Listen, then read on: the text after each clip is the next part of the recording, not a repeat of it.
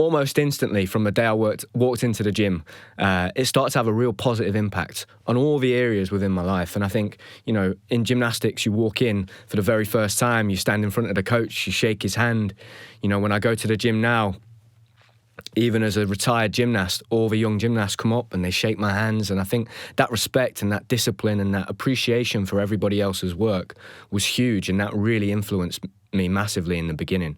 And I started even at home, just started listening to my dad a little bit more. I was always pretty cheeky when I was a kid, and I'd get into trouble a lot. And my dad would tell me to do something and I'd do the opposite. And I started to respect, I guess, authority a little bit more. And my elders, I guess, because there was a real hierarchy in the gym from the beginning, you know. The oldest lads in the gym kind of ruled the roost, and then you kind of came down on this pecking order, and you had to kind of earn your place and earn your stripes, and that was done mainly through hard work and your gymnastics, I guess. And yeah, the results you would get in the gym, and you'd slowly get more respect from the people around you. And yeah, for me, that was really good. It was really positive, and it really affected my schooling as well, because I really did struggle at school, and reading and writing was tricky for me. I found concentrating very hard. You know, I'd always be swinging back on my chair, playing with my pencil. I can remember when I was a kid, I think I had about 7 fillings when I was a kid, and I poked them all out with pencils just because I just couldn't keep still. I was always fidgeting with things. And, you know, I remember one time one of my teachers had one of those fans, one of those little electric fans in the summer. It was dead hot, and I was cutting my book with it. And the teacher said, "Sam, stop it right now." And I don't know what it was. There was always something in me when someone said stop, I'd just keep going. You know, I'd take that extra inch, and I kept going, and she sent me straight to the headmaster's office. And quite a lot of the time, my little brother in the playground would see me. I'd be in detention at lunchtime, and he'd never go and tell my mum. But so gymnastics had a real impact, and it basically just calmed me down. It changed my demeanour a lot. I think all of that energy I had inside of me, I was now using it in a really positive way.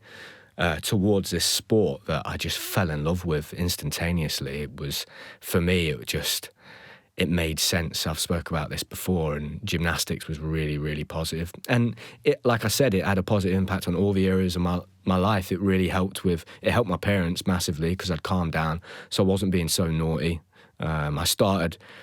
I started understanding that hierarchy and how, like, in my family, I could look after my brother and my sisters. So I started behaving like the older brother, I think, and at times maybe I took that too far. But definitely in football as well, I was a really good football player. So as a kid, I'd got into football before gymnastics, and all my family were footballers. And I was really good at football. I used to play right wing. And then I remember about the age of 10, 11, I'd started really developing.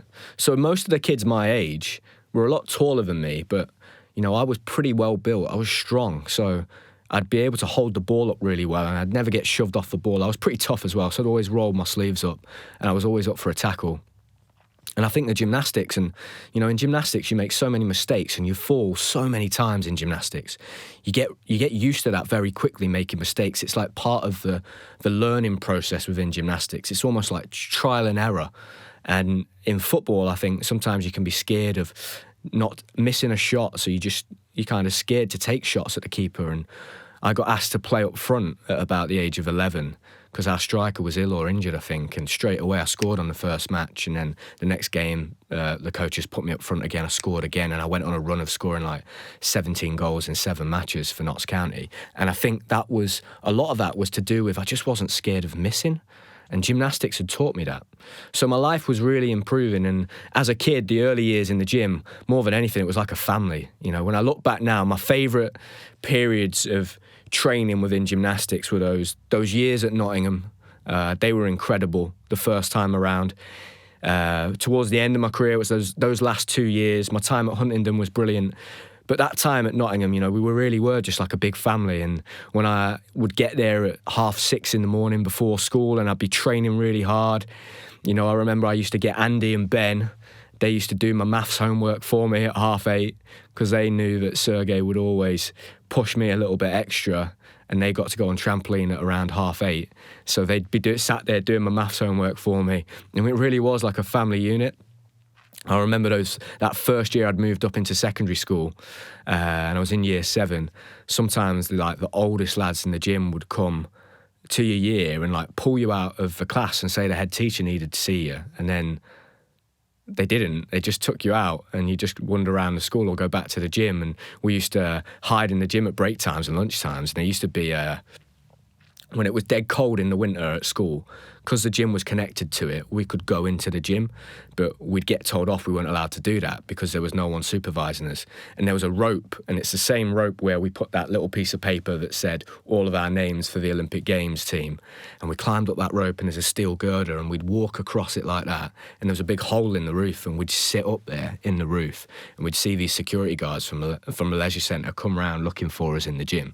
So it was just a good laugh. You know, we loved it. I remember one of the most funny things we ever did in the gym was there was a lad called Zach, and he was a year younger than me at school. So we had such a good group of kids. We almost had a really good gymnast in every year group at school. So 11, 10, 9, 8 and 7, and we had moved into year 8, me and a lad called Reese, and this lad called Zach had just moved up.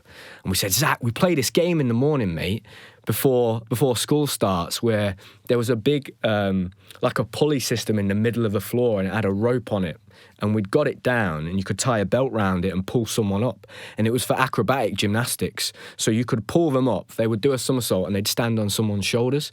And we told him, we play this game, mate, where what we'd do is, and we did used to play this game, you'd get like big blocks, you'd pull someone up on this pulley, they'd be strapped on, hanging in midair, we'd swing them round, and they'd run on the walls, and we'd smack them with foam pads and stuff. And we told him about this game, and he's dead excited, and it's like 5 to 9, we've got to be at school, 9 o'clock ready for the bell, and we pull him up on this wire, and we're like, Zach, yeah, we're going to play this game. We pull him up, and we just left him there, and we walked to school, and we're walking through the leisure centre to get to the school. Zach's just hanging in the middle of the gym up like this, and the head coach of the gym and the secretary like walked past us for a meeting, and we're thinking, oh no, we're going to get in trouble now. So they must have walked into the gym, and we never found out what happened, but they must have walked into the gym and found Zach just hanging in the middle of the air. So for us as kids, it was a brilliant childhood.